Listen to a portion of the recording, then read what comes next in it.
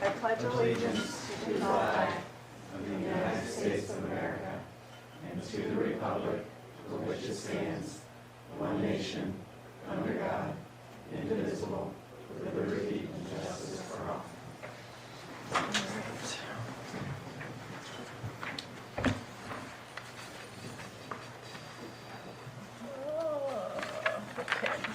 At this time, we will have our first opportunity for public comments. The board welcomes questions, ideas, and comments from persons in attendance. Members of the audience may comment during the public comment portion of the meeting when recognized by the board president. We ask that comments be limited to 3 minutes in order to complete the agenda within a reasonable time. We also ask that comments begin by providing your name, address, and the school district in which you reside. Would anyone like to make a public comment this evening? Mr. Beck.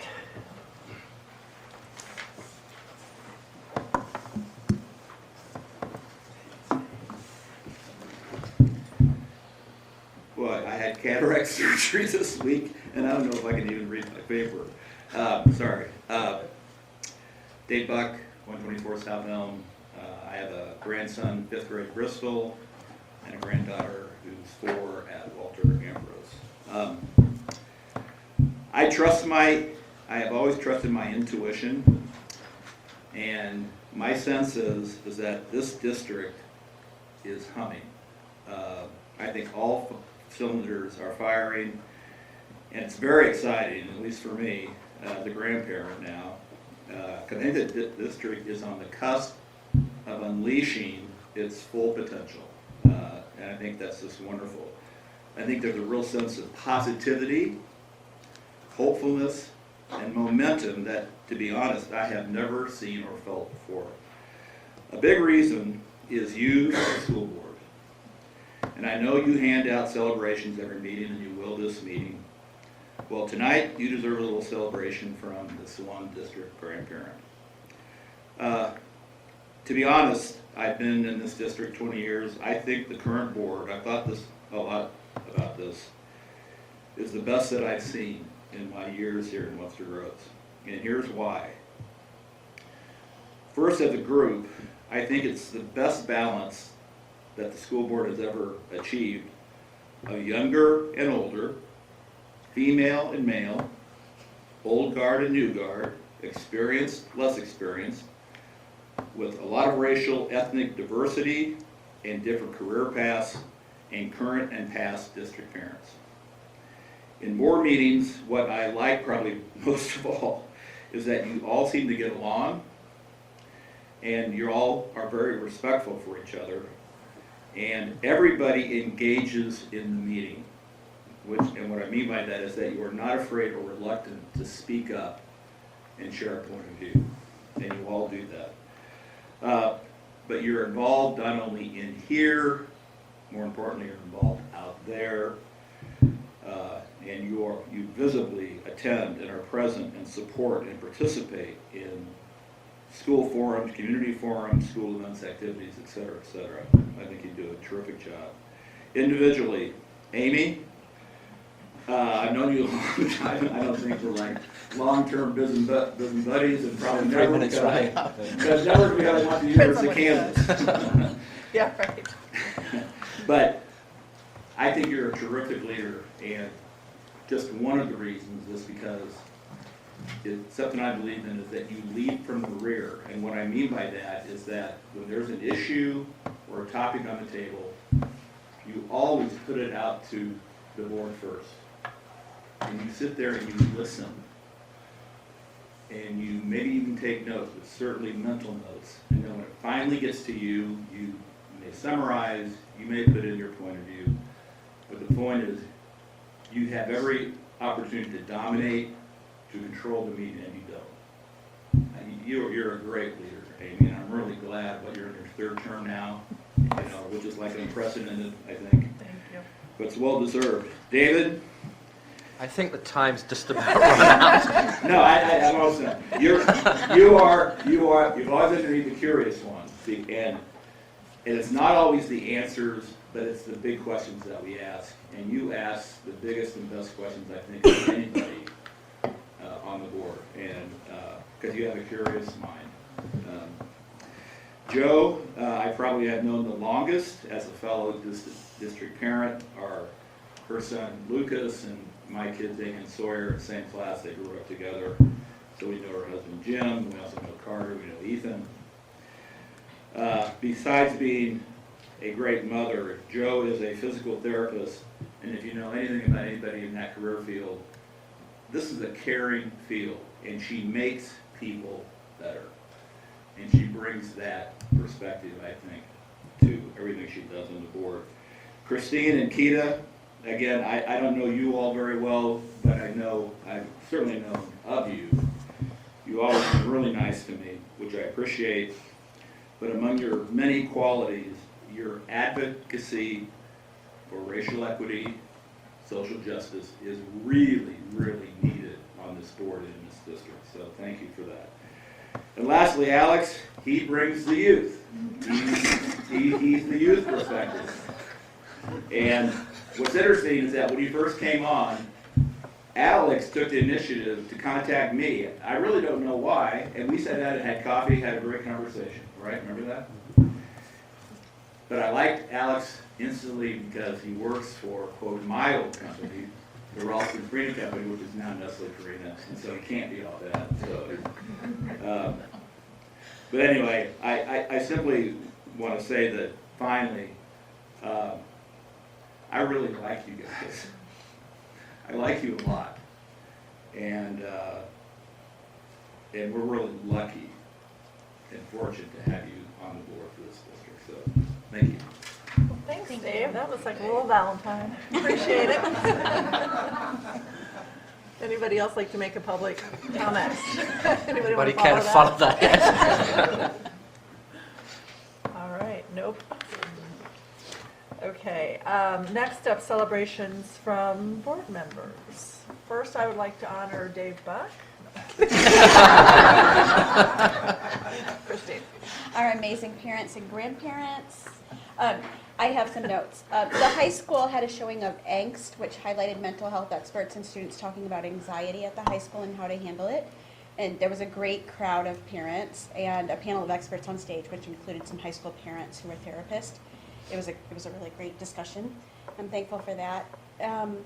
I went to the 3rd annual reading night at Edgar Road. It was held 2 weeks ago, and it was a fun event. Andrea Scott is a local children's author, and she shared her inspiring story with kids and parents. She grew up with a lot of adversity, and she explained how she channeled an inner strength, and she created an invisible group of historical advisors for herself that helped her beat the odds. And at one point in her story, a professor had told her to just quit Spanish, and another told her to get out of St. Louis, in other words, to go to a Spanish-speaking country. And at that point in her story, you could have heard a pin drop. There were lots of kids in the room, and you know how crazy it is at 7 o'clock at night with a bunch of kids. But she just had this incredible story. And then the kids were able to podcast. They were able to create an advocacy sign, to create a poem about themselves, an identity bracelet. It was just a really great event. And then finally, I wrote a text to myself in the car earlier. We have swim, girls swim, 1 conference, and 13 individuals in all 3 relays are ranked in the state, and they're preparing to compete at state. And also, a fundraiser will be held tomorrow at Weber's. So if you want more information, let me know. Joe.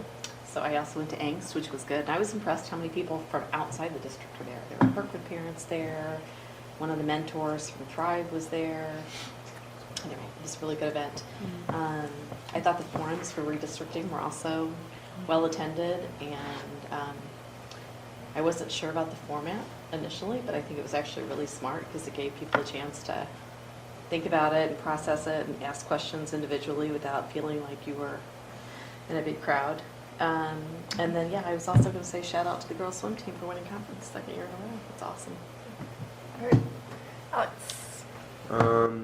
So they probably don't get enough love, but went to a freshman basketball game with my son. He was actually, he's 5, so he's really, before the game, he was asking if he could meet the players and maybe get an autograph or something. He lasted 1 quarter, so that never came to fruition. But it was a good. I watched. They played Kirkwood, so it was fun watching that. And then also, yeah, the forums, just, I think we all kind of went several times throughout as our schedules allowed, and just the different perspectives throughout the district. It was really good to hear that, and kind of, really making me, and I'm sure many of us, think differently about it too, and bringing concerns and questions up and making sure that corporate strategies and the people that are on the committee are taking that into account as they're continuing to work on that. Thank you. Keita? About forms. And yes, we are thinking about a lot of things that came up. I also attended ANCS, which actually gave me a lot to think about. One of the interesting questions that I came away with was that more than likely kids with anxiety get it from one parent or their parents. So that was an interesting conversation when I got home. Douglas night the other night was awesome. I sent pictures of them unveiling the state champion flag, and my uncles were very, very impressed. I'm very happy to see that. They attended Douglas, so it was very happy to see that. Oh, and also I attended the Black Educators Symposium at UMSL, and I saw you two there that Howard and his associates put together, and that was really very good. A lot of wonderful speakers. Came away with a lot of things to think about with that. David? So I was able to represent the board at the Heart of the Community Awards, and we had a couple of students from Thrive who were there. Just tell you, they were very, very impressive individuals in terms of the way that they interacted with the other people who were there. Although I haven't attended any, I know that trivia nights are underway, and just wanted to thank all the various PTOs who are putting those together. I know those are an important fundraiser.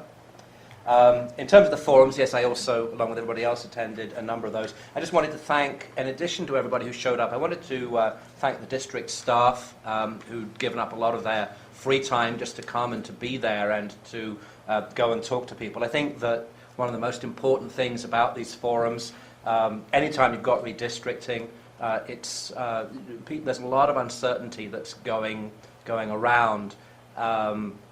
And so I appreciate there were lots of people who were there to go and listen, and from the staff and my fellow board members as well. And I also appreciate the people who came who were concerned, the parents who are concerned, being prepared to listen and to voice their questions in a respectful way. So that was very good as well. And then I just wanted to take note. So we've got, obviously, whereas Joe and Amy and I will get back on unopposed, there is going to be an election for the 2-year term to fill out Arnold Strigger's term, and I just want to, one of the 3 candidates for that is present here tonight. I think it's important that if you're going to run for the board that you have attended board meetings, you have a good sense of what's going on, and so just wanted to say thank you to Alan Todd for showing up here, and he's been to plenty of board meetings before as well, but just to be here to understand more about what we're doing. All right. Celebrations from our student advisor. So tomorrow, Webster's High School Marketing Club, DECA, has the district competition, and there's 75 students from Webster representing there, so it's pretty exciting. That's exciting. Very cool. That's great. Are you going to say more about Howard's event? Yeah. Okay. You Then can, I'll- though. No, go ahead, I'll turn it over to you. Okay. Kathy B, do you have anything? Okay. I got a few to share, and I echo some of yours. I won't speak to all of them, but the first thing I wanted to do was to celebrate Max Wolfram. Many of you are familiar with Max. Some of you know him personally. Max was worked in the Webster Grove School District from 58 to 91. He finished his tenure as a superintendent of the school district. He was the superintendent during some pretty trying times. The superintendent when some of the schools were having to be closed due to the drops in enrollment. And he passed away recently, and I didn't get to spend a ton of time with Max, but one of the first phone calls I made on July 1st when I took the role that day was to call Max and ask if he would give me a tour of the school system, because anytime in his company, he was just he's kind of like a Pat Voss or a Kathy V, where they just have so much history and knowledge. And he drove myself around. Sandy and Chris were in the car, and we stopped by different schools that were closed, schools that were open. We walked inside an old school. And so that experience and every experience I had with Max, I just had a lot of respect for him. He was certainly a champion for equity and justice. Those that knew him and worked with him knew that. And he will be missed. Really, a really neat guy. So I just wanted to celebrate Max and his work and his legacy that he leaves behind for all of us. He continued to work with the Rittner At School Rittner. District up until very recently, advising them on some of their board policies and working closely with their superintendent. So yeah, he's been a long time supporter for public education. Yeah. Brilliant man. Foundation grants, Becky Hauser's actually here, but one of my, the foundation continues to reinvent itself. As I've said before, they're a group that really epitomize our district vision, not being complacent with their work and what they do. And this last week, they awarded over $40,000 in grants across the school system. I had an opportunity to see one. Our closing due to rain and some other reasons, I couldn't get to some of the other ones. But it's really exciting to be in that moment and to see the work, the donations of community members get into the hands of children and adults for some really, really neat activities. I got to see the one at Hickson where they have a group of students that are developing a food bank, so to speak, that will include an app kind of like Instacart when it's fully realized, and trying to get food in the hands of families that need it, and to do so in a very dignified way.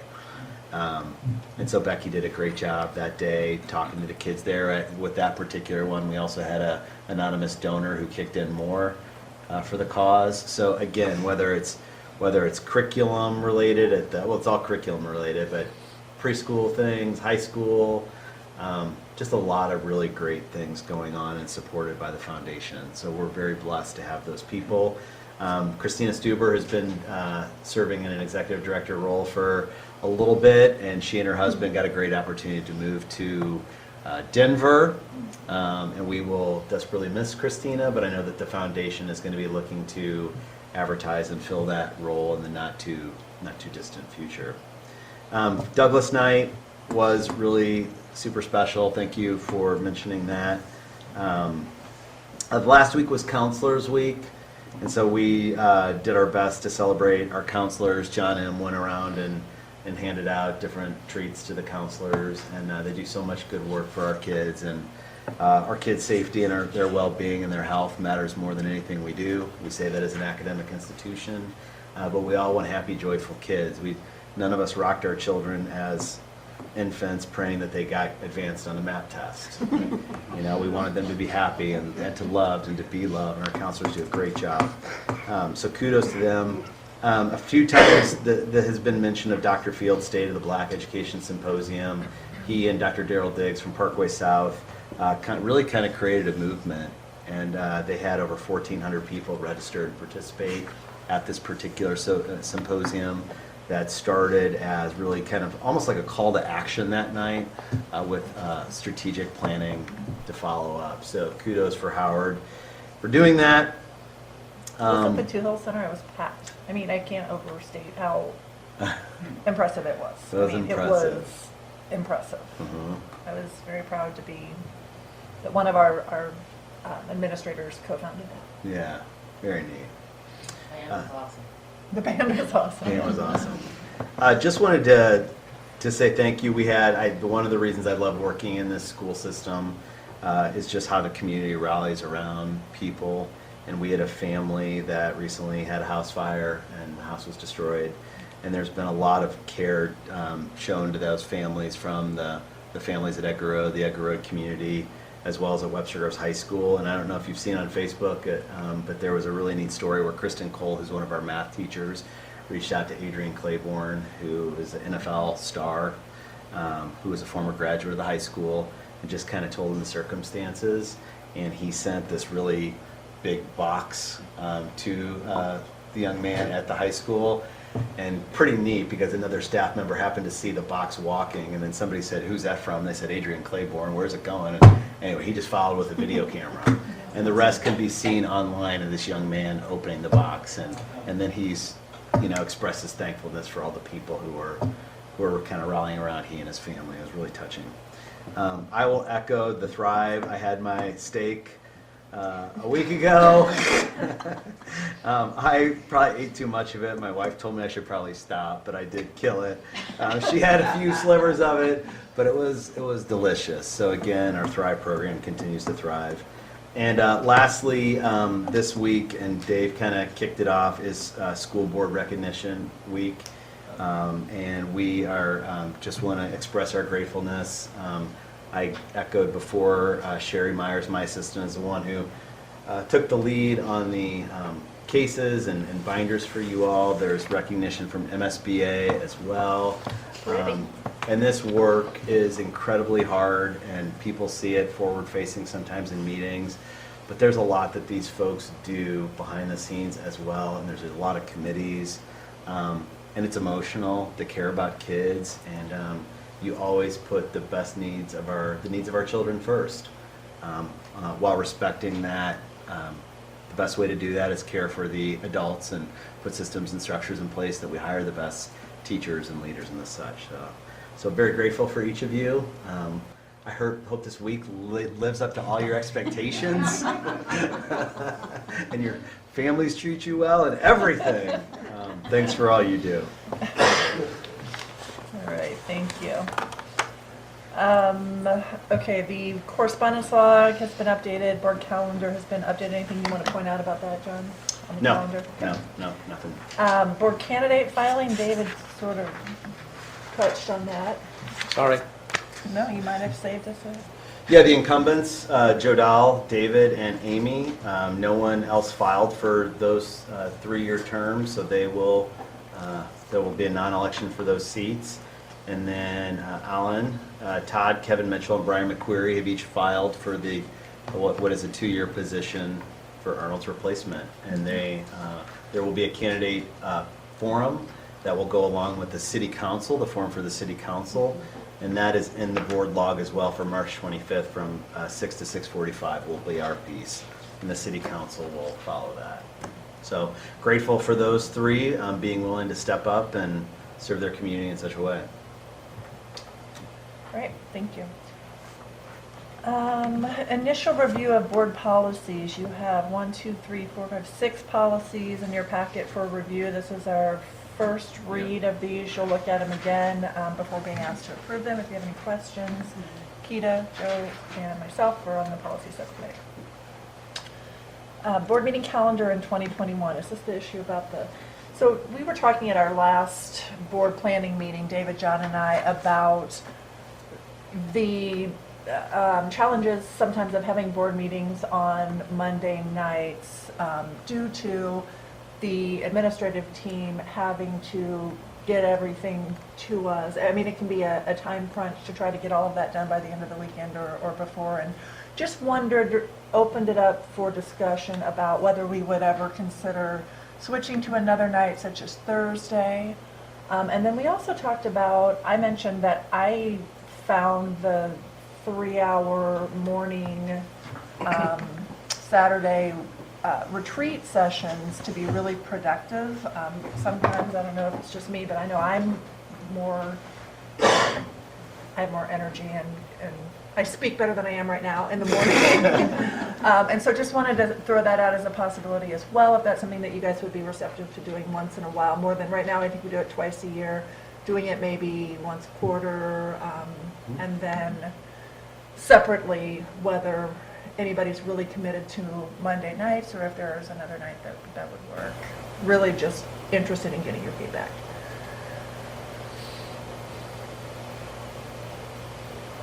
I'm okay with the Saturday once a quarter thing. As for other nights of the week, This will be starting next year, by the way. I kind of have to work around the kids' schedules anyway. For me, I'm kind of open. Except for Wednesday. Wednesday's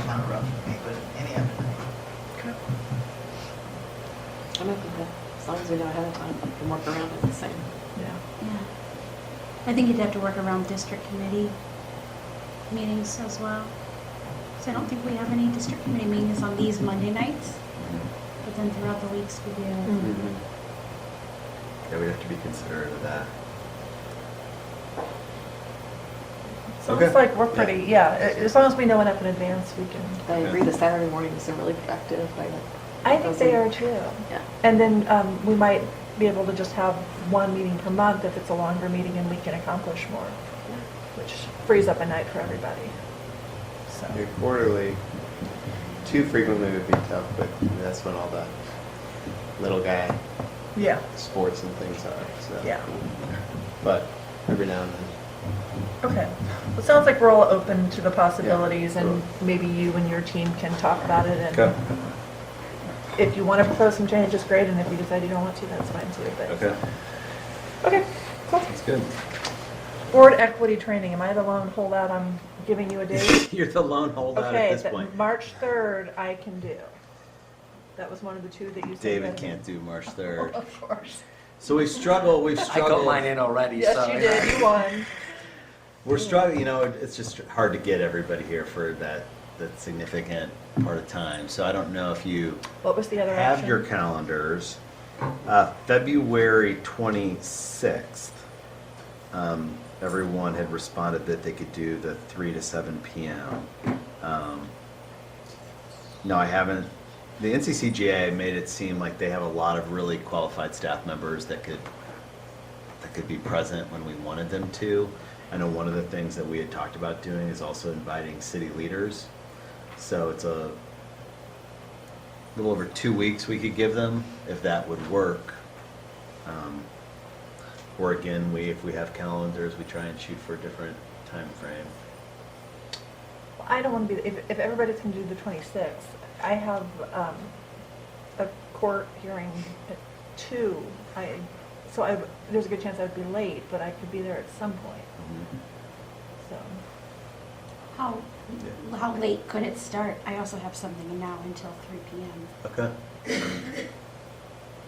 It's You were talking about starting at 3, all, right? well, it's all us though. So I don't wanna if go we too wanted to start at 4 and go 4 to 7, we had talked about doing like what amounted to a full day, like a 6-hour type experience. So if we did like a 4 to 7, you know, we could set the calendar for whatever. I mean, it could be 5, it could be 6, whatever you guys want. They're flexible. I'm very flexible. You're out at 3, Christine, that day. Would that work? I can make it 4 is Later. better for me than 3. 4 is better than 3. Would you But like to go later? no. how, you said a whole day from 4 to 10 Well, when or 2? you know, Yeah. really looking at that workshop that the NCCGA had proposed, that you had, I think, originally shared, was about a 6-hour experience. And it seemed like it could be done in a full day, or we could kind of break it up into some smaller bites. And they're fine with doing whatever. I mean, it could be 3 2-hour sessions, 2 3-hour sessions. They'll totally work with us. So we do it on the 26th and another date? We Or from we 4 to would, 10? if we were going to do what we had originally said, yes. If we want them to design a 3-hour experience and, you know, start there, we can do that too.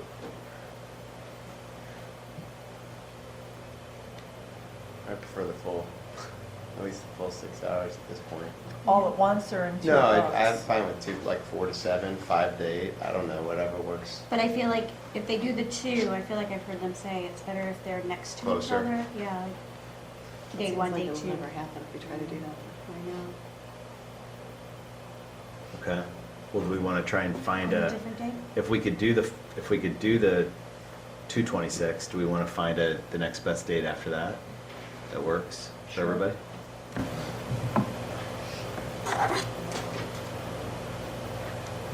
I would prefer 4 to 7. Okay. Is that okay with everybody? Christine, you could swing that?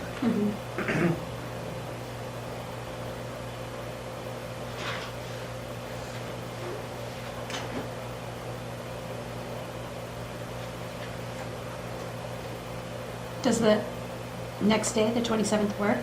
Morning or afternoon? Morning or afternoon? I can't do morning. It's the Steger Gibbons Black History Month program at night, which is usually pretty, yeah. I'm not available on the 27th. What about the 25th? That's the candidate Candidate forum. Oh, no. That's not on my calendar yet. And the 30th That's is March. MSBA. Yeah, that's meeting. March 25th, isn't it? Oh, yeah, I was Yeah. thinking Oh, February. I was in 25th. March too, I'm sorry. Oh, is that I'm sorry, we're talking February now, are we? I have something, I mean, Equity and Ed's at 5:30, Middle School National Honor Society events at 7. I have something going on the 25th.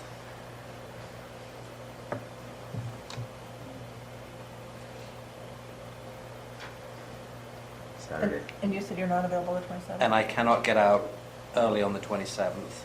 I could start at 5:30 on the 27th. Saturday, the 29th? I'm not available. All right, when you sent out the original poll, which I can't seem to find, did it contemplate 2 days that are close to each other? Did it ask for that or? was it- No, just asked for availability. I just took everything where folks were available.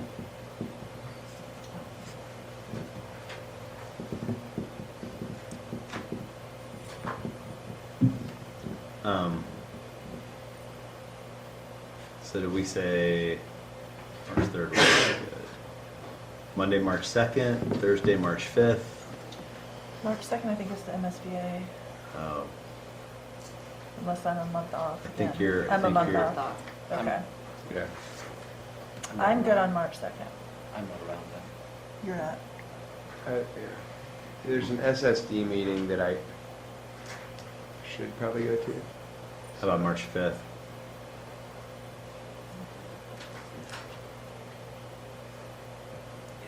I can do that. I can do March 5th. Everybody can do March 5th? I can. You can or you I can't? can. Oh, you can, right. Oh, you can't? I Yeah. can't, no, I can't. Okay. She can. I can. But you So- can't. That's like, I mean, 1 week apart, is that too much?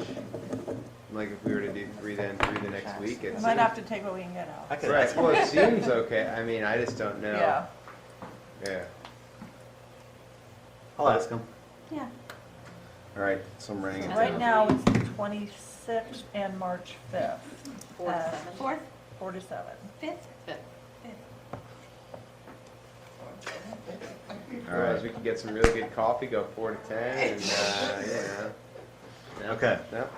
I'll put that, I'll schedule that on the calendar. I'll get with NCCJ tomorrow and we'll look to make that happen. And if they're good, then I'll also reach out to the city leaders. Thank you.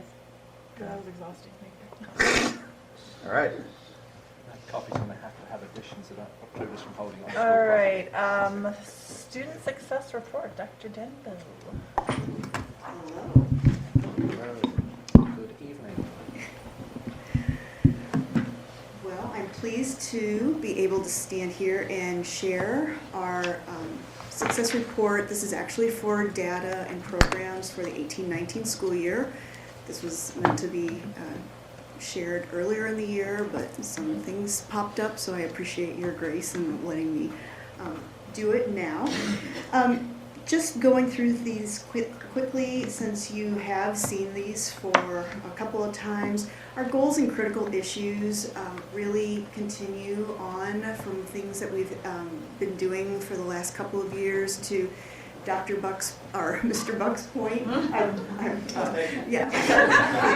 Mr. Buck's point, I really do feel like we are at, we have momentum. And so a lot of the things that we are focusing on so intently focus around literacy for all of our kids, especially early literacy, looking at how we utilize the data that we collect in order to inform our instruction and to build collaboration opportunities for our teachers so that they're working together and not in isolation. and being able to build that, that ability so that they're planning together, they're looking at formative assessments so to inform their instruction. So I'm not going to read all of these to you, but that's really kind of the big picture things that, that are really overreaching all of the work around the Office of Learning, or most of the work. Again, a lot of the professional development falls into those categories. We have so much professional development that has been provided in the past and continue to be provided around literacy for our teachers, teaching them and giving them more differentiated instruction and professional development to meet their needs, as well as continuing to work with the state of Missouri through our district continuous improvement process, also known as the PLC, Professional Learning Communities. So we as an administrative team are working together. We're working together on a monthly basis. We have meetings with our facilitators from the state, and the administrators then go back and work with their teachers. They meet with them on a weekly basis so that they work with them on a collaborative basis to look at, again, data, formative instruction, and instructional strategies to meet the needs for all of our students. I added a slide from an earlier version because I wanted to do some celebrations that are things that are going on that are new. So for the 2021 year, we are implementing Project Lead the Way engineering classes. Project Lead the Way is a national program that focuses on STEM instruction. It goes through K through 12, but we're working at the high school. When we looked at the needs assessment that students, the interest inventories that students fill out when they enter high school, engineering seemed to be one of those kind of holes maybe in our course opportunities, and so this will fill one of those opportunities. In addition, to the second point, we've increased our CTE, which is Career and Technical Education opportunities, by adding FACS, which is our Family and Computer and Consumer Science program. We added FACS this past year as a CTE certified strand, and by adding Project Lead the Way Engineering, that will be yet another CTE strand. So the more of those career and technical education opportunities our students have, we feel the better. So building those class opportunities for our students is going to be crucial, and we're excited about that. This year, to the third point, I wanted to highlight, this year was the first time that we provided, I shouldn't say provided, we gave the end of course exam for our algebra students at mid-year. We audited our algebra curriculum, and the state has really added so much to the algebra curriculum. It is, the way our curriculum is written, it has blended over into our Algebra 2 classes, and that's okay. They allow us to give the right test at the right time. So we gave Algebra 1 end of course exams at the fall this year, and we saw a huge increase in achievement for our students. From year to year, we had 60-point jump in our achievement, and around proficient average for all of our students when you average it out. So it was a good shift in aligned to our curriculum, and we were pleased with that shift. We were designated back in December as an AP District Honor Roll, which means that we are continuing to increase the number of AP classes that are offered to our students. The percentage of students that are taking the AP exam at the end is increasing, and it also focuses on the percentage of our Black students who are taking AP exams and taking the class. And so we're one of only 7 districts across the entire state to receive this honor, so we're proud. And research shows that if you successfully take an AP exam or AP class and do well on the exam, your likelihood of going on to college and successfully completing college increases dramatically. Yes. Is there a charge for taking the AP exam? I believe so, yes. I'm not sure what it is. And so you know what my next question's going to be, Yes. don't you? Mhm. And so we've talked with the high school, and so that, we've never allowed that cost to hinder somebody who wants to take the exam. Okay. And we're making that well known enough in advance that people won't make, okay, good, all right.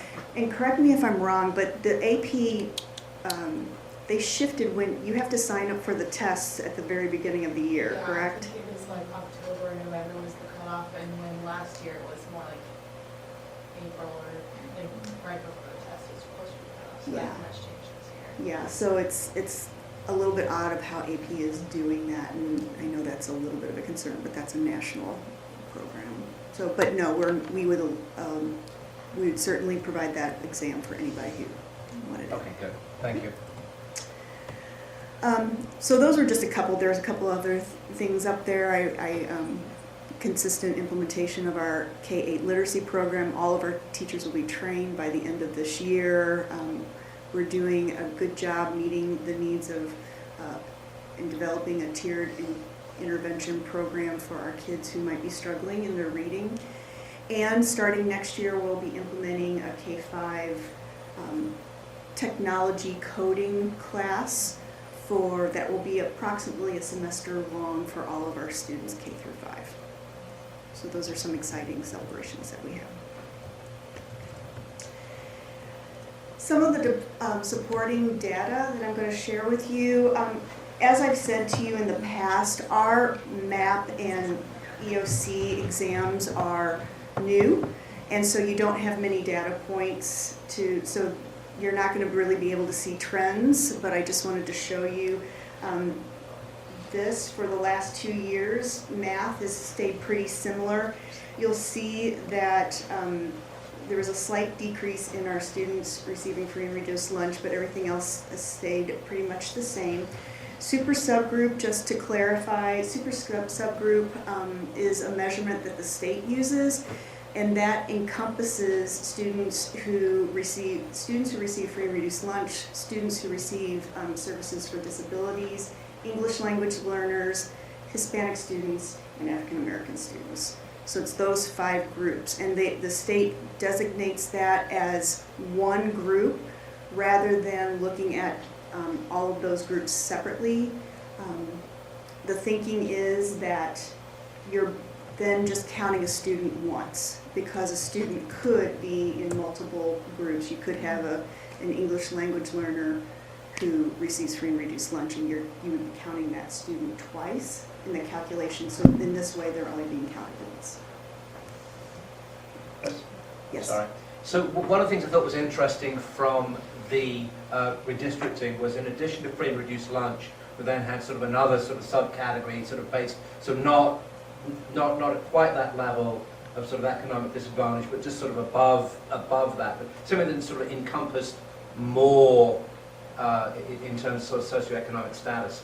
Are these the only measures that are available from the state, or is there something that would allow us to sort of capture people who are, people who are certainly at some level of economic disadvantage, but not quite at the free and reduced lunch level? These are the calculations from the state. They do break out students who receive full free lunch, and students who receive just a reduced rate. They do break it out that way, but other than No, that, I was looking for something that sort of went above that again, sort of.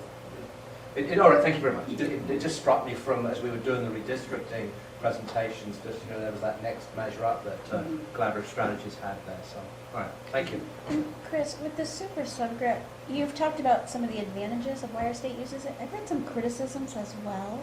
What does it mask, the super subgroup? Like, why would it be so much higher than either of the groups individually, maybe? I don't know if it would be higher.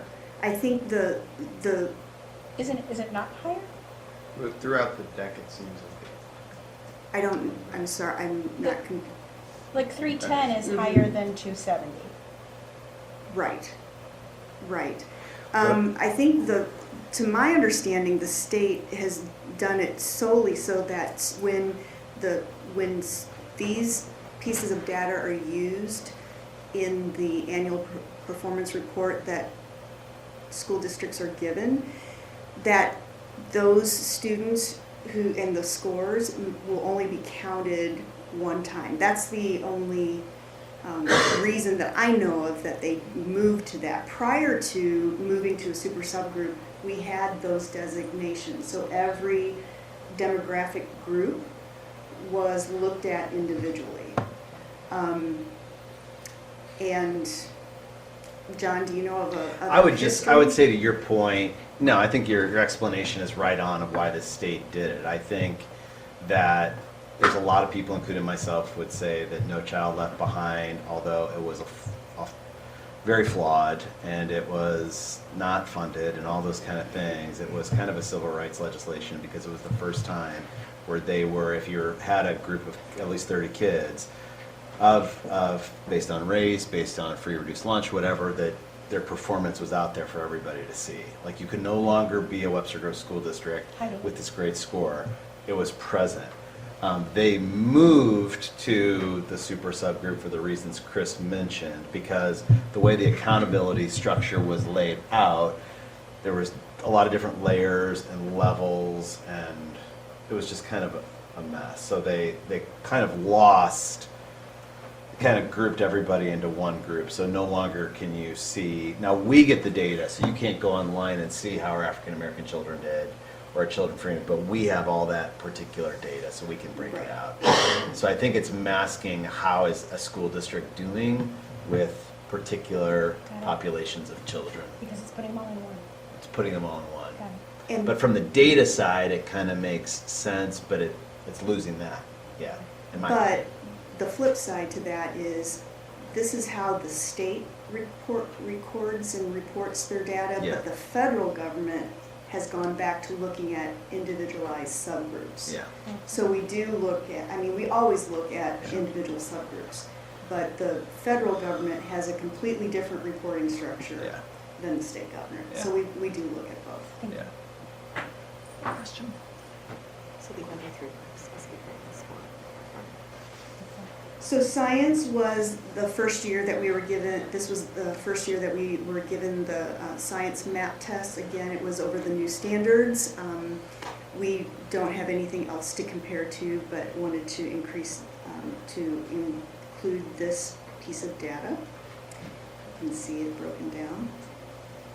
And then social studies, this last year, the spring of 2019, was a field test. So the students who did take it's only government at the high school, and those students who did take it, we didn't receive any data. So they'll be taking the new test for the first time this year.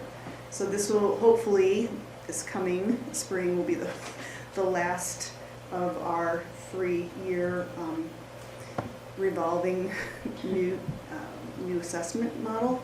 Hopefully we'll get a little bit more standardized assessments going on. So a couple other pieces of data. Our graduation rate continues to be stable. It's been stable for the last 3 years and at high levels.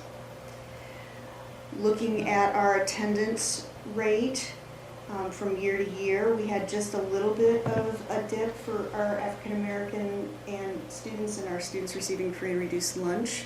But overall, the overall attendance went up slightly. Students taking the ACT, SAT, or ASVAB, we did not have any students taking the compass exam. Overall, again, the percentage went up slightly. We're not quite sure why there was such a dip with our students who receive free and reduced lunch and our African American students. It's 1 year, one data point, so I'm not particularly concerned. If it becomes 2 years in a trend, that's when it becomes a concern. But this could be a representative of the fact that we do give the ACT to all of our students, whereas a lot of other districts have gone back to just giving it to the students who want to take it. We look at it as an equity issue, providing that opportunity for all of our students.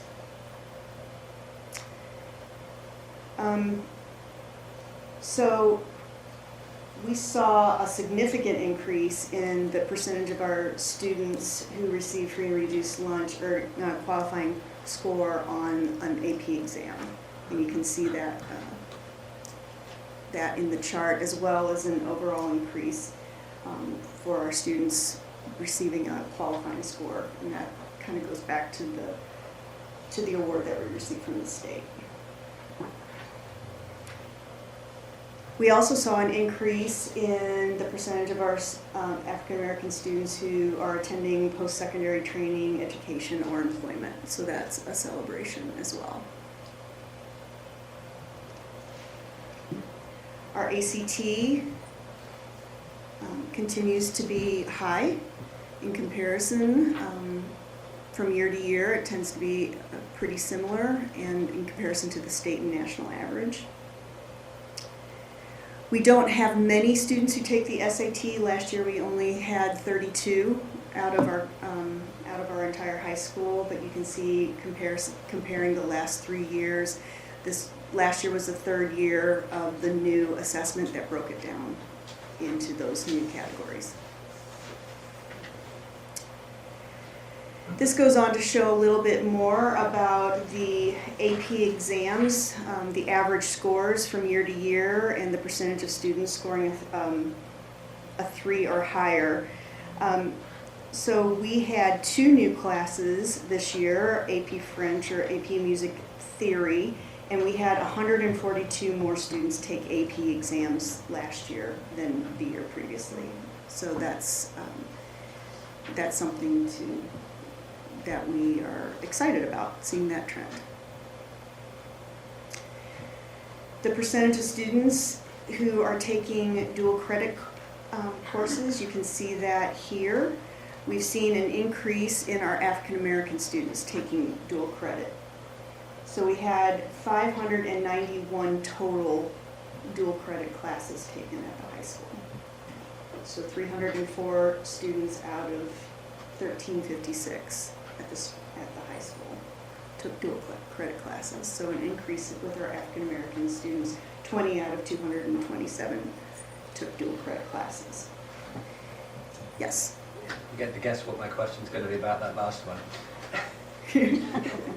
So what do we have in the way of, so again, I know those aren't cheap. What do we have in the way of aid programs to ensure that students aren't excluded from taking dual credit courses just based solely on financial circumstances? Again, we do everything we can to ensure that anybody who needs financial support or assistance, that money isn't a hindrance in them taking those classes. And the fact that you can see the numbers of anybody who, the numbers overall continue to go up from year to year, so we're hoping to see that increase. I think within that number also are the students who are part of our early college partnership, which is the next slide. And so that that first year we had 6 students who were able to receive upwards of 30 credit hours of college fully paid for by the district. So that was a big support. And I do believe, I talked with Doug Copeland, and our A+ money can now be used for dual credit, dual enrollment classes as well. So there's multiple opportunities for students. Thank you very much.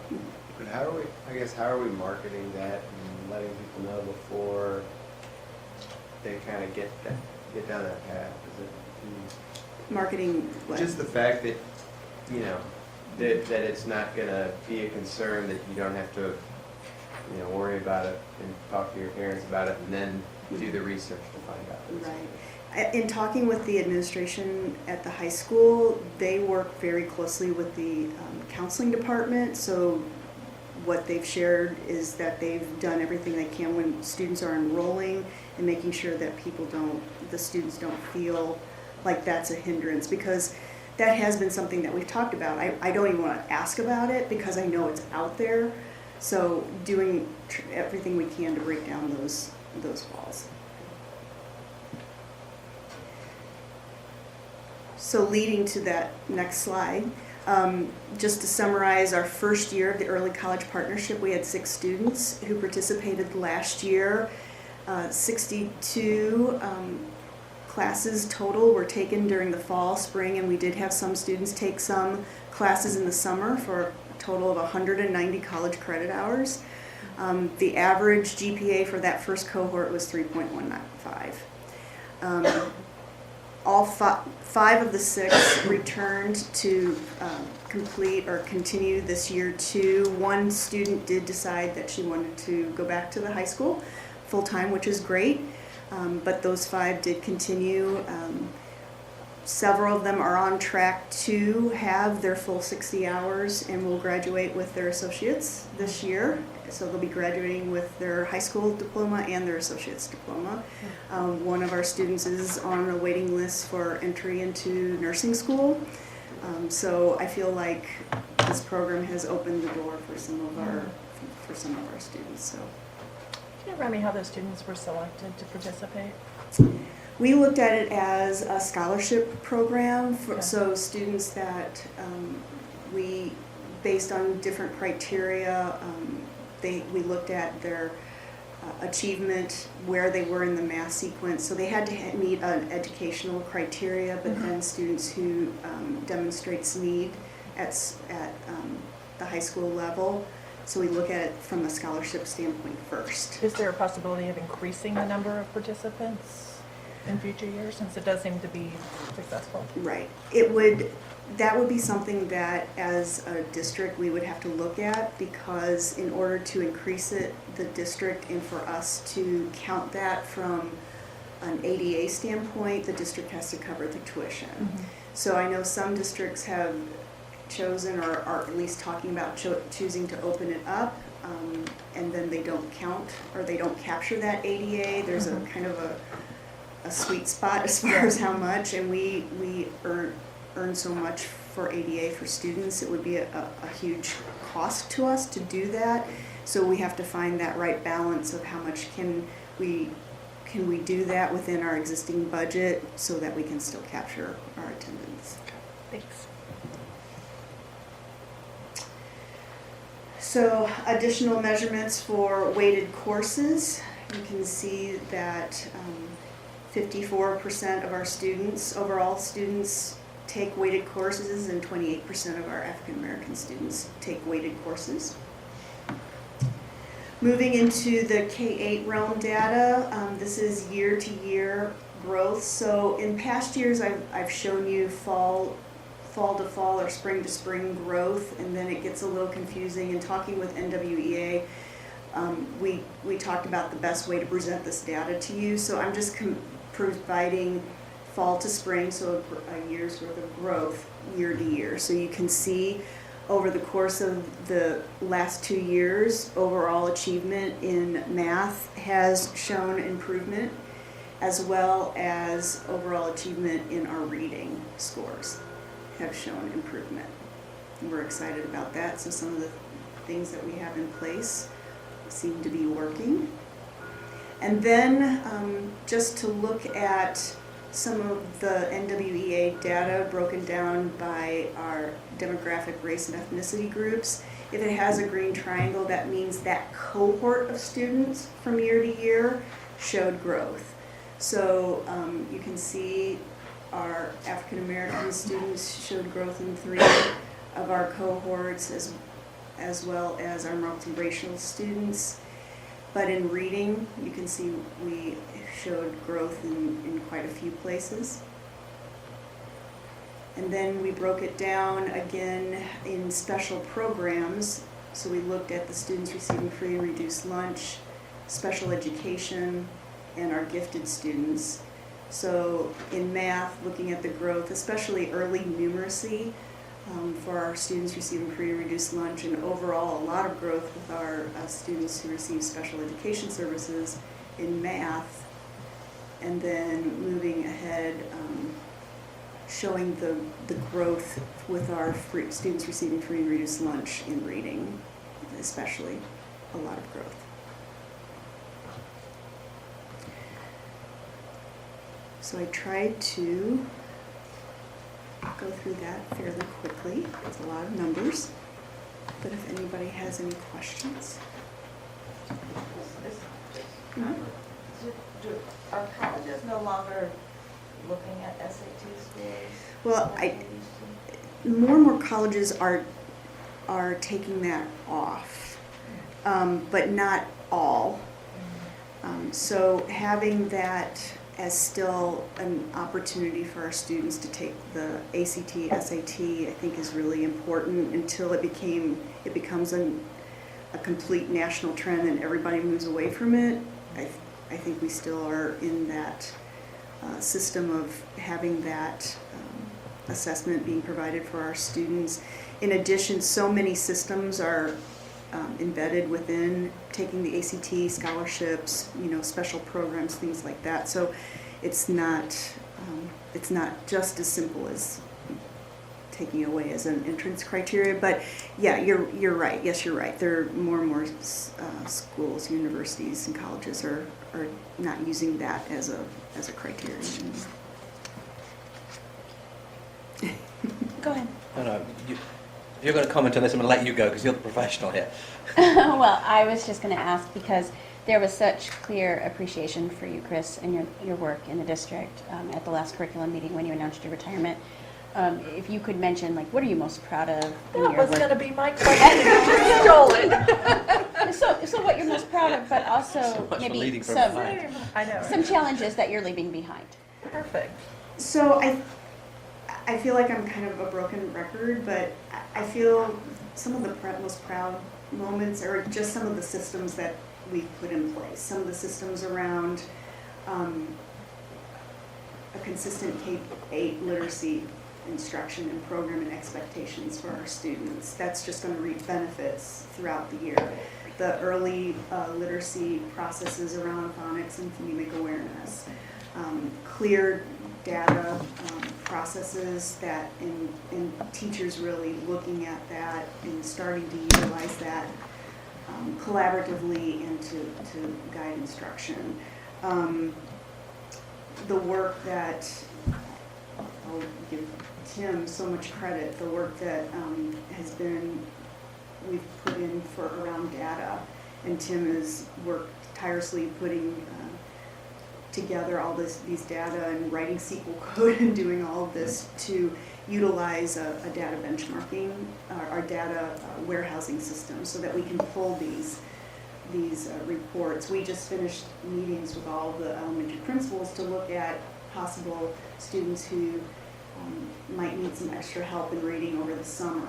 And so we were able for the first time to pull data, look at it holistically, look at students who might be at risk in one place rather than in multiple places. So some of those types of systems are things that I'm really proud about.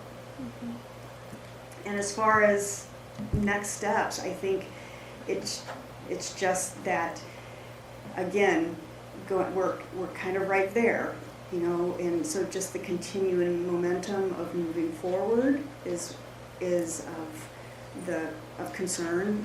I think we've put so much time, effort, professional development around literacy in particular. So providing the resources, the structures, the supports for our teachers so that they can support our students. Mm-hmm. That's going to be one of the biggest things. Another thing that comes to mind is continuing to work on, I feel like it's been going on forever, and in some ways it has, but our social studies curriculum, you're part of CCC, so we're continuing to work on that, and we feel like we get somewhere and then we kind of back up because we just want to do it so well, and really when you're looking at it through the lens of equity and doing it in such a way that we can take so many of the district goals within that one content area, it's taking a lot more time, but I think we're going to have such a great product once it's all finished. Thank you. Thanks. Thank you. Thank you. Great minds. Did you have a question, Amy? Okay. All right. Great job. Thank you. Thanks, Chris. Thank you. Okay.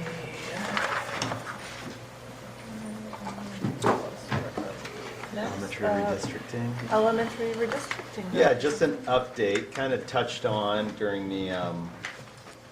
some of the celebrations, but the survey for elementary districting closed this past Sunday night. We had almost 1,600 No. people respond. Wow. And so we had approximately 200 people that came to the forums. I do appreciate everyone's support as well as my team's. This Thursday night, Kita and her team of advisory members had the responsibility of kind of starting to sift through and discuss all the data and any propositions, questions, and the such that people had. And there was a lot of great ideas and points that were made. One of the things that I continued to bring to some of those advisory members was just try to stand true to what's going to be good for all kids, thinking not just now and into the future. So while that could be unpopular with people that you're face to face with, you have to understand that we have that responsibility as leaders to think of today, but also think of beyond, and also not just listen to the voices that we hear, but there are also voices not present for whom we must speak and consider. And so I feel good about that. As always, our community has done an amazing job of articulating themselves in overall a very respectful way, whether it's at those forums, in the survey responses, in emails or phone calls to me. I feel like people have really show their best side. Now, we don't have a line to propose, but I do feel like overall it's emotional, so I think we have to continue to remember to empathize with families of the challenges, listen to them, and then make the decision that we feel is best. The goal was, when Cooperative Strategies developed their proposal, to bring to you by the last board meeting in February a recommendation for lines. I don't know if that will occur, but we will make sure to communicate that with you and the public in advance if it's occurring or not. We'll likely move the board meeting to the service center, just in case we have people that want to come and offer comments. That's why there are a lot of rows of chairs tonight. I didn't know if anybody would come to offer their thoughts related to the lines. But Cooperative Strategies continues to do a fantastic job facilitating that process, getting us data, getting us information. I agree that experience was very inviting for people who came in, so that all of us could kind of walk side by side with an individual, a couple, a group, and just kind of have those conversations and see where they were and what's their perspective and the such. So that's kind of what the plan is at this point. We will, once the data is cleaned up, by clean just meaning in a presentable fashion, making sure that people who maybe put their names and numbers didn't know that it was going to be public, removing that information, but we'll make all of that data and information viewable to the public so that anybody can access it. Any idea when that'll be up? If not by the end of the week, soon thereafter. Okay. Yeah. Anything anybody else wants to add, or Kita, anything you want to add? One quick comment. It's obvious that community is important to the community. And so one thought that keeps coming up in my mind is that a school is just a building. It's the people in the school that make the community. So I think there's a lot of angst. But number one, there won't be a bad school in the district. And then number two is the people there and what you make of it. So if it's an opportunity for new stuff, then let's make the best of that. That's kind of the idea I'd like to try to push through. Change is hard, sometimes it's unwelcome. We get past it, we're all good people, we move on. Yeah. That's all I'd like to say. Thank you. I'm really surprised by the 1,600 surveys that were filled out. I don't even know how a committee begins to look at 1,600 surveys, but thank you so much to the committee. I think what's clear is that there isn't a perfect solution, and staying the way where we are is not a perfect solution. So, just kudos and thank you.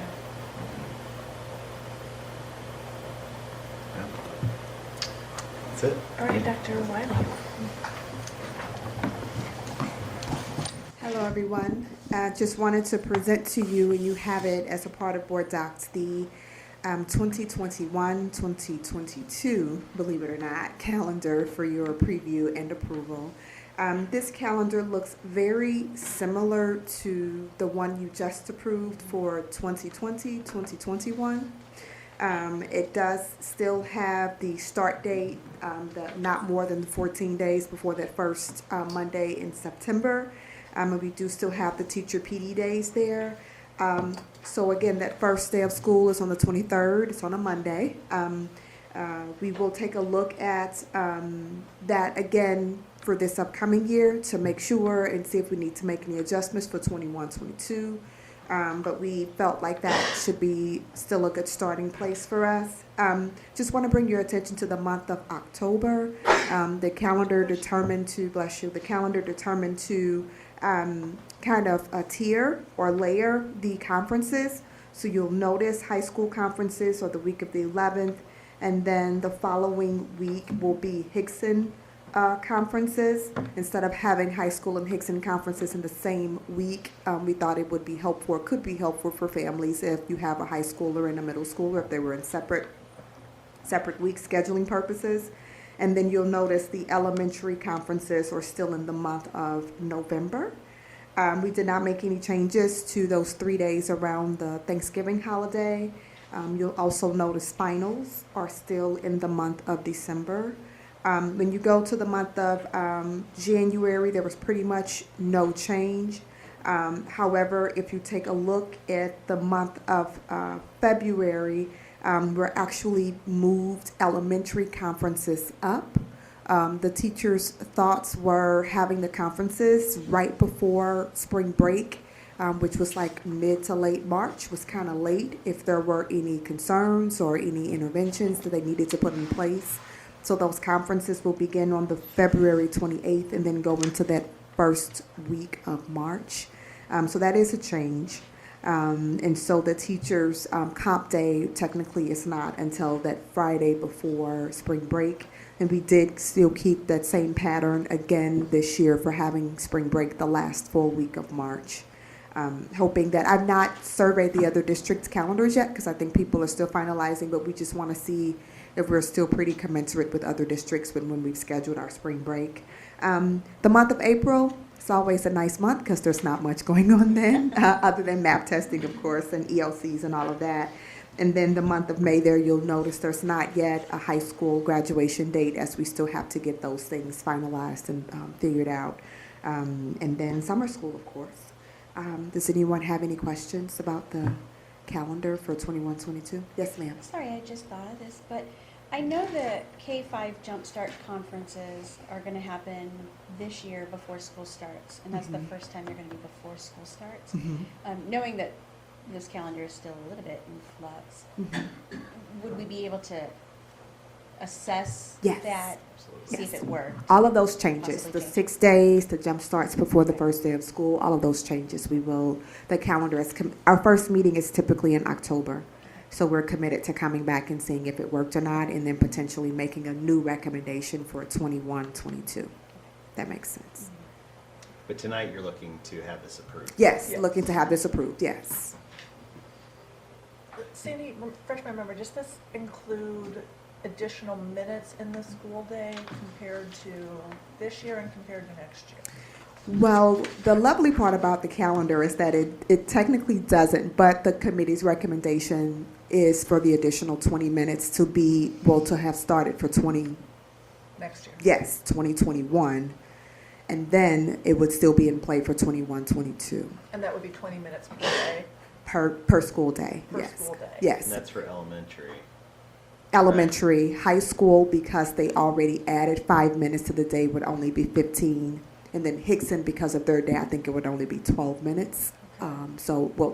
Backwards, 12 and then 15.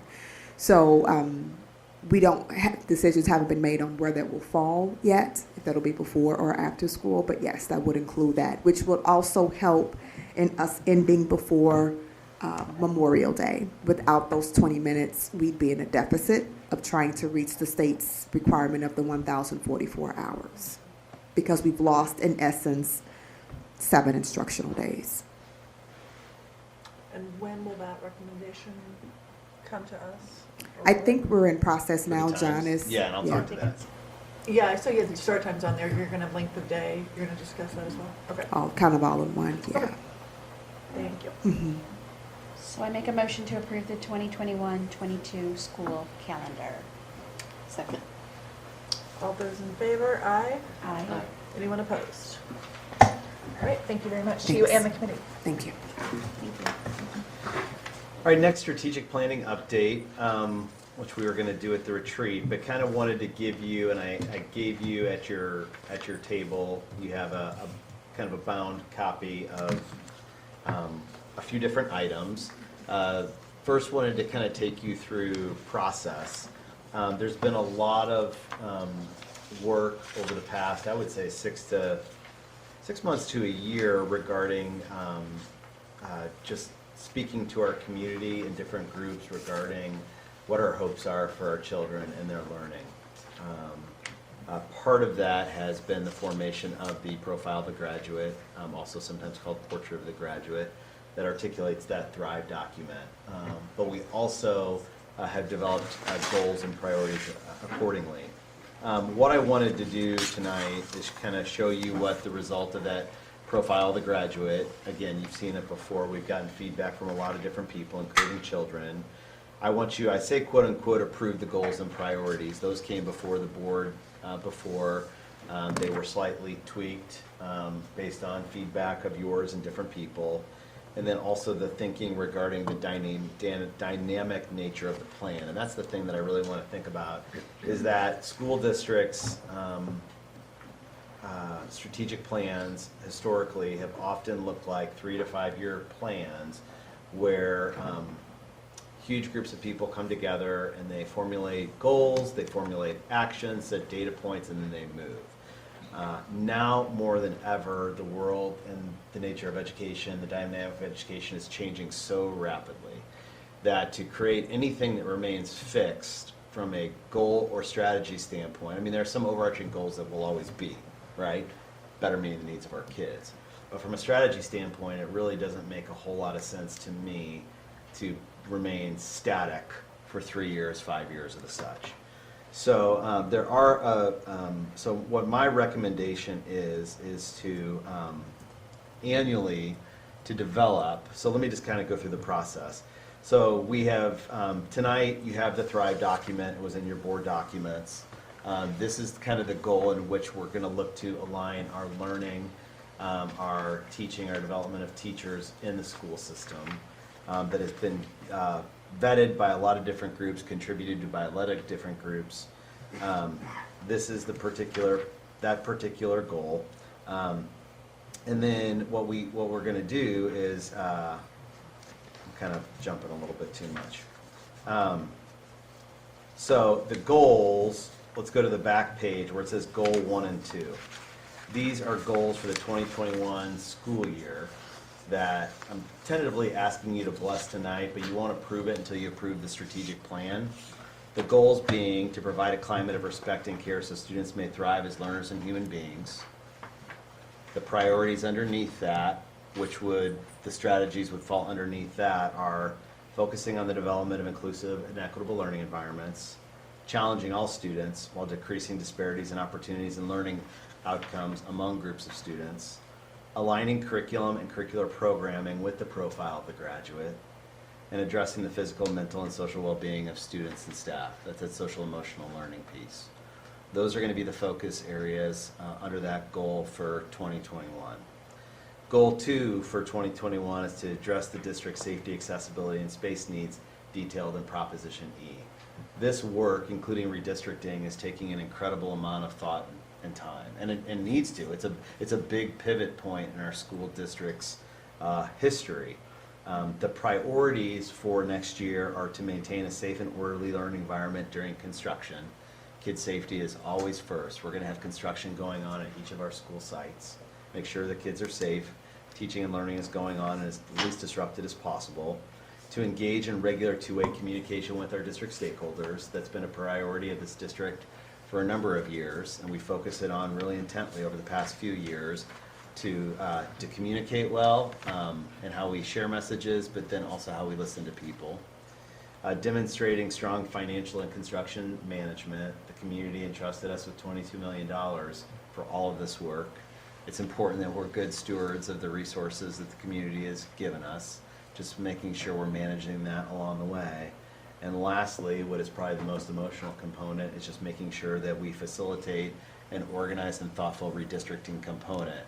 So while a lot of people will look at this process and see the development of the lines as the big thing, which is really important and really important, but it's how we implement it throughout the next 5 to 6 years that's going to be critically important. And so how do we show, again, good stewards of our people, good stewards of our finances? How do we demonstrate empathy for our staff members who are maybe having to be shared from between 2 buildings or moving to different buildings, and they're not necessarily signing up to do so? So there's a lot that's going to go into this. So these are the goals. So what the plan is to, between now, and we've already started developing this, between now and April 12th, to finalize what would be the strategies that go with these goals and priorities for the 2021 school year. Clearly, some of the strategies and possibly the goals may be carried forth in 21-22. But then annually, you get feedback on this, and then prior to the realignment of the board, what do you call it when the new board members possibly come on? Reorganization, thank you. That would be the time where the existing board would approve the strategic planning for the 21-22 school year, having been a part of that work over the past year. Okay? And so then from after April 12th, that's the date this year, to communicate the plan with stakeholders. But then once the plan's developed and we know what our strategies and our actions are for 2021, making sure that we align it with our budget, our professional development, and our staffing plan. So that it's not just a plan that's kind of seen as separate, but that we're truly utilizing it and aligning it. So I wanted to kind of get your thoughts related to that. It's definitely different than what we've done in terms of 3-year. The community has been contributed to, again, the development of the Thrive profile, the development of the goals and the priorities. And in the past, there would be a group, the last time we developed a strategic plan, there was a lot of people who came together to talk about strategies and actions, and they weren't necessarily the people who were implementing the strategies and the actions, or setting the metrics. So now it's kind of my team's and our committee's task to develop what those strategies and actions are and those metrics to go with where we feel the community's leading us. Any thoughts on that, reflections on that? So you would be asked to approve the whole body on April 12th of everything. I would assume that your goals as superintendent would be aligned with Yeah. I would hope. Yeah, And absolutely. similarly, board goals. Absolutely. Okay. Yeah. David? I mean, I like the idea that you're treating the strategic plan as more of a living document and something that is that you're going to refer back to on a regular basis. From a practical standpoint, I wonder if going and having the approval at the board reorganization is, I understand you've got timing issues, we may need to see how that works. Obviously, we're not going to have a changeover of, we're just going to be adding a board member this year, so it's not such a big deal. If you had a big changeover in the board, that might be a little problematic in terms of the way you're doing that, but we can revisit that later. But I think the fundamental idea here, that you're going to keep assessing this on a more regular basis, and you're going to come back to this as being sort of a, if you like, a sort of series of guiding principles, I do think that's a good idea. Yeah. And trying to be more timely. So like you're going to approve a budget, in June typically. We're obviously hiring staff along the way, but again, when you approve the budget, that's kind of showing where we can spend our money and investing in people, investing in resources and all that kind of thing. So just making sure that in advance of that task that we do, that we are aligning it with all of our resources. Personally, I view the budget as being actually a statement of what your intent is in many respects, because unless you're going to Yeah, put money behind absolutely. it, you're not really committed to it. Absolutely, absolutely. It's like the policy of the federal government's all in the tax code. Anything else with that? Can we also, like, you'll talk about it again before April 10th, or? Yeah, absolutely. I'll give you updates along the way. Okay. Anything in particular? No, I just think I need some time with it. Yeah. Yeah. Yeah, absolutely. I do think all the Thrive going on is confusing. Yes. We talked about that. We talked about that. Could think through that language.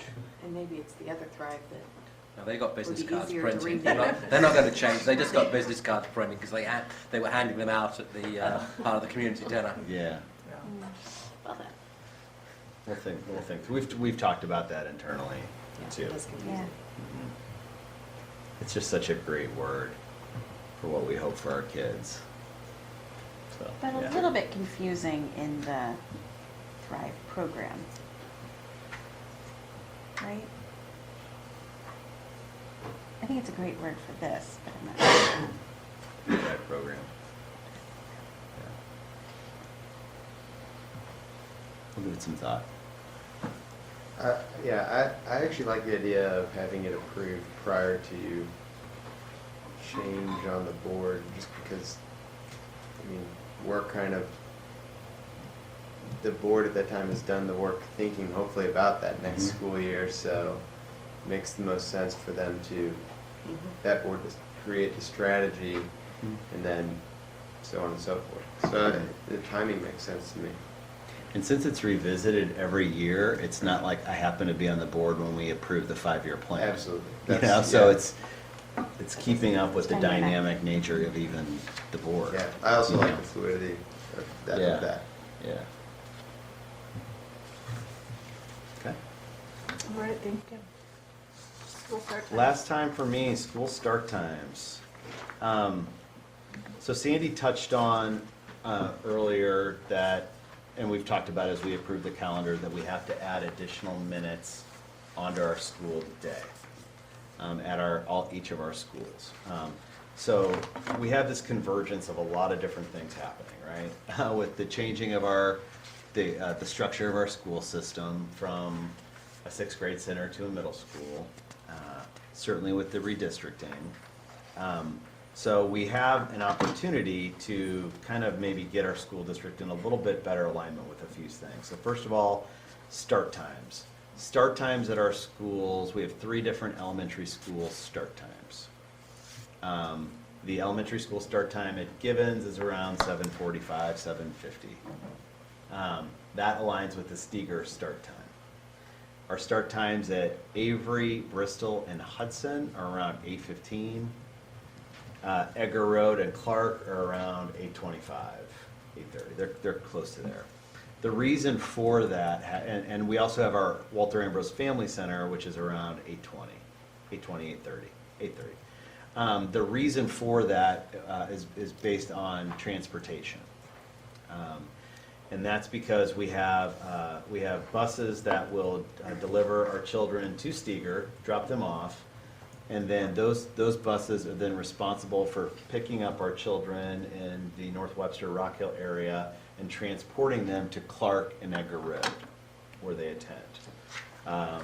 We need, in order to have those buses drop off 2 groups of kids at 2 schools, there needs to be a 45-minute window in between them. Okay? We pay for that bus the same price regardless if they drop off one set of kids or they drop off both groups of kids. So that's how that bus dynamic works in the morning. And then currently, our high school and our middle school are 45 minutes apart for that very same reason. Okay? So as we need to add 20 minutes on next year, structure of our school system will still look the same. So it would be very easy and a possibility to just add 20 minutes onto the end, or we could start 20 minutes earlier. It'd be pretty early for some of our schools. Regardless, we can't pick and choose who starts earlier and who starts later because of the transportation, okay? Since we are going to be restructuring and we're going to have elementary schools, one middle school, one high school, we want to see if we can accomplish having all of our elementary schools move to the same start time. Next year, possibly having Steger start at the same time, and then shifting also our middle school and high school times. Again, thinking that if we're going to utilize bus transportation moving forward when we restructure, we'll have a set of elementary buses, and then we'll have a set of middle school and high school buses. So for that reason, we have to be mindful of having middle school and high school start at the same time, and then our elementary schools start at the same time. Making sense here? So what we want to do is see is, can we, instead of confusing our community members and having different start times in 2 different years, can we accomplish what we want to do this coming year and move all of our start times? We are going to submit a survey out to the community in the next 2 days, which gets their feedback regarding start times for all of our different levels. Ask questions of, would an earlier start time benefit your family for Adventure Club? Would it hurt? Are there any children in the home that are caring for younger or older siblings? What do you think we should prioritize when we're considering changes in start times? So getting some community feedback. Another goal which I would really like to see, and I know we've talked about it on the board, David's been outspoken about it, I've heard from a lot of people, is also how can we prioritize having our high school kids start later, given all they're involved in extracurricularly, the amount of homework that they have, the jobs that they have. And when I go over there, I have the blessing of working right here, so I get to go over to the high school fairly frequently to greet kids in the morning. And the difference between a regular day and the late start days, oh my gosh. I mean, Grace, do you notice a difference? Yeah, for sure. I mean, what's your opinion on? I mean, I think late start times are definitely beneficial, but when you think of like, the same goes for after school activities too, like sports start right after school, so if that gets pushed back, that's gonna maybe even make more pressure, like we have to get to the game right now, so you get out 20 minutes later now. But I definitely do see that positive difference in going in later on late start days, so. Yeah, thank you. So a lot to think about. So we're gonna push out a survey to the community and see what their responses are. I feel like I'm pretty confident in what the high school response is going to be, at least from the children, because the students are going to get asked, as well as the families. I'm curious about the elementary piece, to see would elementary families prefer an earlier start time, or would they prefer a later start time? Certainly it's going to be family dependent. But to get that feedback and try to come to you, if we can do it at the February 24th meeting, great. If not, by the first meeting in March to make a decision on the start times. Is it going to put a strain on the district just financially with a long grace period, having buses, making sure everybody's getting, I mean, are we going to need more buses in order to accommodate that? So right now, we can, our elementary school kids, the only children who get transported on a bus are the kids who go to Clark and Edgar Road from that particular area, and then our children who, in their IEPs, have transportation provided. Middle school, 6th grade through 12th grade, there is a fee unless you receive free and reduced lunch and live at least 2.5 miles away, or you're a student and live 3.5 miles away. So it's like, we have like the minimum, I've been told, the minimum requirements that the state says that you have to have. And our compared districts that we compare ourselves to with everything else provide much greater support, a lot of them with transportation. We are considering, which is why we put it on the survey question, ways that we can improve that. And so we are working with cooperative strategies, and we geo-coded where children are to see how many children, starting with the elementary level, live at least a mile or a mile and a half away, to determine if they all chose to ride a bus, how much would that cost? Pam, is it about $50,000 a bus, around that? How many of them would choose to ride a bus, how many would not? So that we could determine how much would the cost be. So, if our priority right now are the youngest kids. We also have some high priority areas that if we can address, we would. Having children cross Manchester Road, the area around Hickson Middle School, some of those streets right there. So there's a number, I'm not mentioning them all. Certainly down at Brentwood and Marshall, it's a pretty dangerous spot. There are some districts, such as Clayton School District, they don't transport kids at a certain radius from the school. They transport elementary school kids from one area across a particular road. So it's just based on those dangerous spots. Kirkwood School District, they transport elementary kids over a mile, middle school kids over a mile and a half, high schoolers over 2 miles. So we want to do what we can to serve our kids and families and keep them safe, but with everything else, we have to consider the financial piece of it too. So probably to do what we'd love to do would be too much of a stretch with our existing budget. Yeah. Is there any consideration for staggering, like, I know you want to have elementary at the same, but like, say, me, I have a high school student, a middle school student, and well, 6th grader, but it's all 3 different, so is there any consideration for kind of staggering? So we don't ride a bus, but, you know, we drive, so, of course, they can always go a few minutes early, but is there any kind of thought to- We'll think about that. We've thought about that as through the redistricting process. Certainly every child that is redistricted to a different elementary, they have the opportunity to go to their same school. But some people have expressed that they will choose to keep a child that's in their existing school at that school, and they'll transport their other student to the new school, which they would have the right to do. So we've just kind of had, just on my executive team, some conversations about what could be done. Some of our schools allow for kids to come early into the school. My daughter goes to Hickson, they could arrive 25 minutes early and go into the auditorium, they're supervised. So we've thought, what can we do to provide that level of support and service to our families? We have that window of time, and I believe it's outside of 2 hours is where we lose the cost of the bus. So we have to be mindful of that kind of staggered time of the 45 minutes in between, and it's from when, you got 2 hours from when the driver leaves the station to when they pull back in. Is that right, Pam? Yeah. So we'll put that out there, and we'll get community, kind of like always, we'll listen to the community if there are some good ideas that people have. Yeah. In addition to thinking about school start times, I'm appreciative that you're also thinking about and re-looking at buses. So there's a heartbreaking post on the Edgar Road PTO page from a family. I can share it with you if you want later. But yeah, I mean, sometimes transportation is really hard for our students. It's huge. Mm-hmm. One of my goals, and in the coming months, I think I told you at our last DLT meeting, our administrators spoke to the work that they're doing through our equity work and looking at systems and structures. And I have a goal that's a couple of years out to have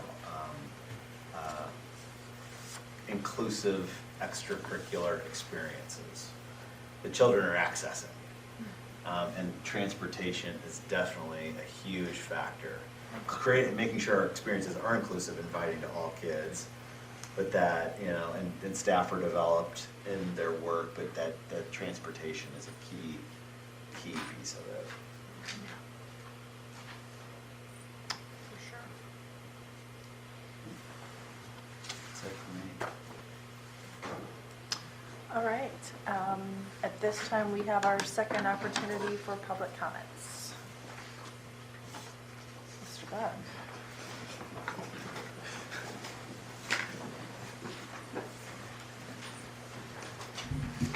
When I was a kid growing up, the most popular TV game show was Password with Adam London, and they introduced a concept called the lightning round. So this is my 3-minute lightning round, okay, of my hopes for the district as we move forward with our momentum. One, intelligence has been for years the number one determinant of student success in school and life. It's proven. But intelligence is now the number 2 factor. You know what number 1 is? Personal character. Values in your heart. And this school district does not teach character, where there are other schools and other school districts in the nation that do teach character. And it's maybe the biggest curriculum gap that the school has to me. On Prop E, I've talked a lot with Annie and Sawyer on this. When I told them that the Steger 6th grade center was closing, they actually wept. Because like most high schoolers, their best and favorite year in the entire district was at Steger. And now we're taking it away. And I think we're throwing the baby out with the bathwater, and if I had to vote all over again, I'd vote for the safety things, I'd vote for accessibility, but I would not vote for the 6th grade moving to Hickson. I think Steger is a magical place.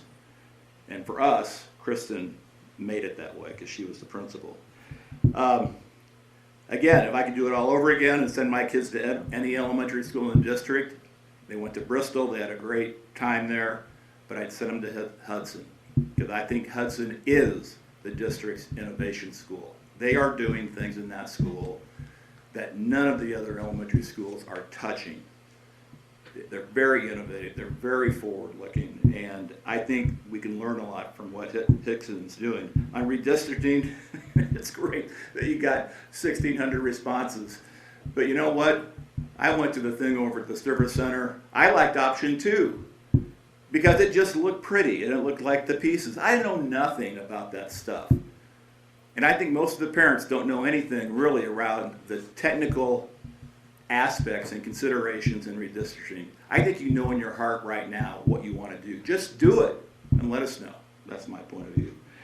Universal preschool, particularly at Givens, which is public preschool, we need to look seriously at this because, based on educational experts, it may be the single best way to close the achievement gap between white and black students that's been going on here for 20 years, and the gap continues to exist because these kids miss out on 2 years of preschool and they start kindergarten 2 years behind, and that's the gap.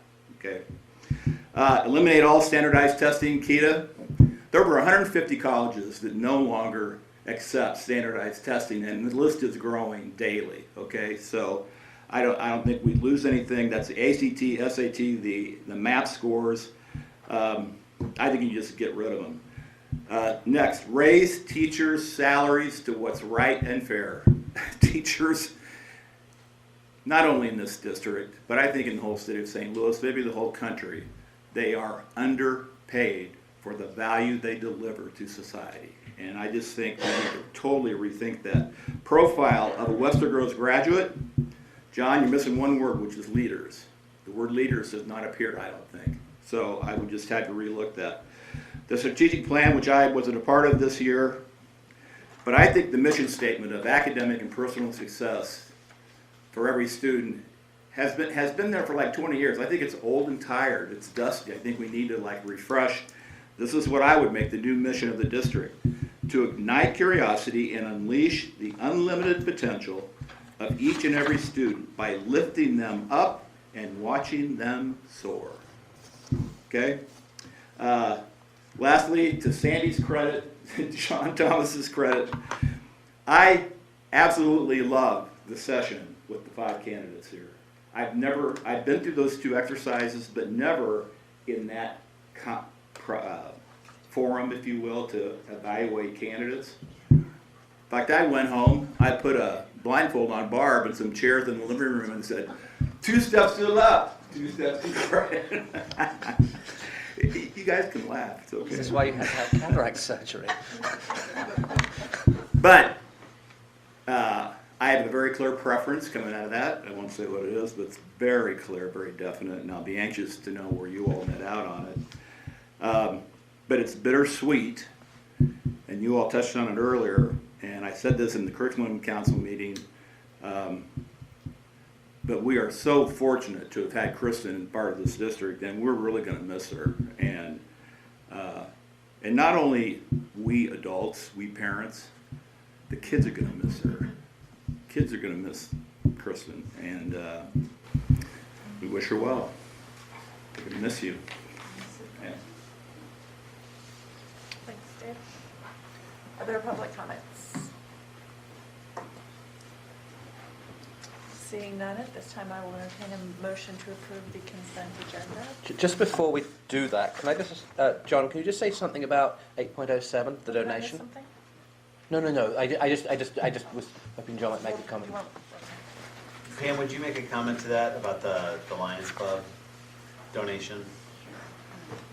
You're giving us money and we're taking it. Yeah.